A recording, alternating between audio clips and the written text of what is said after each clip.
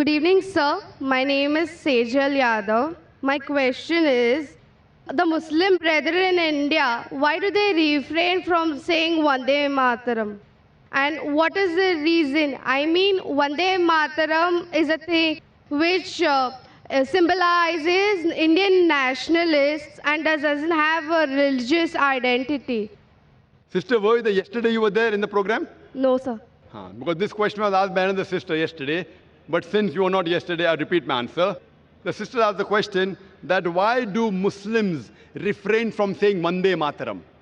Before I give the answer, why do Muslims refrain, I would give some advice that even the Hindus should refrain. Why? Because it goes against the scriptures. As I mentioned earlier,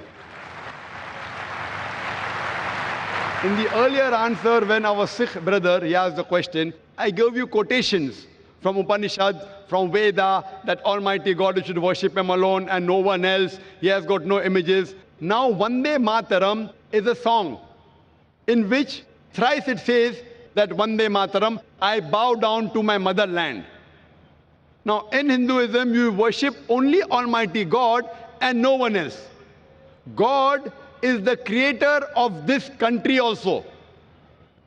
Fine? So it goes against your scriptures. And Hinduism is against idol worship. Hinduism says you bow down only to Almighty God and no one else. You worship Him alone, no one else. So besides Muslim, first I would like to say, it goes against the Hindu scriptures.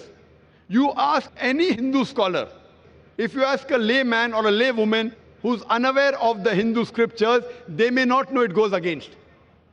Coming to nationality, I'll tell you afterwards. As far as Muslims are concerned, again this verse, Vande Mataram, it goes even against the Quran. Because in Islam, we worship only Almighty God and no one else. And this country, India, we Muslims, we love the country, we respect the country. We follow the laws of the country. As long as the law of the country do not go against the law of the Creator Almighty God, we have no objection in following any law of any country. But if the law of the country contradicts against the law of Almighty God, then we don't follow. So Almighty God is the creator of this country. So who should we bow to, the country or to Almighty God? As far as India is concerned, most of us Muslims, we love the country, we respect the country. If required for the truth, we are ready to die for the country, but we will not bow to the country. Why? Because it goes against the law of the Creator. Similarly, no Saudi should bow to Saudi Arabia also. Don't think this is only by Indian Muslims. In Saudi Arabia, a Saudi will never bow down to Saudi Arabia. In Pakistan, a Pakistani Muslim will never bow down to Pakistan.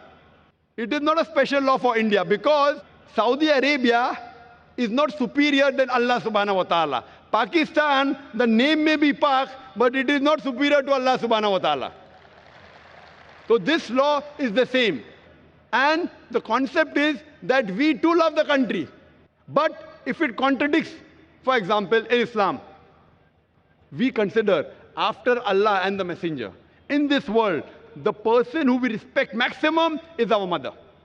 Our mother bore us in a womb for 9 months. We love her. We respect her. We're ready to die for her. But we can't bow down to her also. When I cannot bow down to my biological mother, where is the question of me to bow down to this land? Why? Because neither my biological mother, neither this land of mine is superior to the Creator. Furthermore, there are 12 lines in the Vande Mataram. 3 is Vande Mataram, which is against Quran and Hadith. Similarly, there are attributes given to Almighty God about Durga, about Lakshmi, about wealth, etc., which contradicts against the concept of Islam.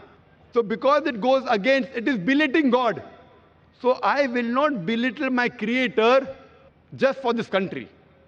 But I love the country. That does not mean that I do not love the country. And this song was written by whom? It was written by Bankim Chakrabarty. For what? It was a political move. And now a few years back, they want to create a century and they don't even know the date when it is written down.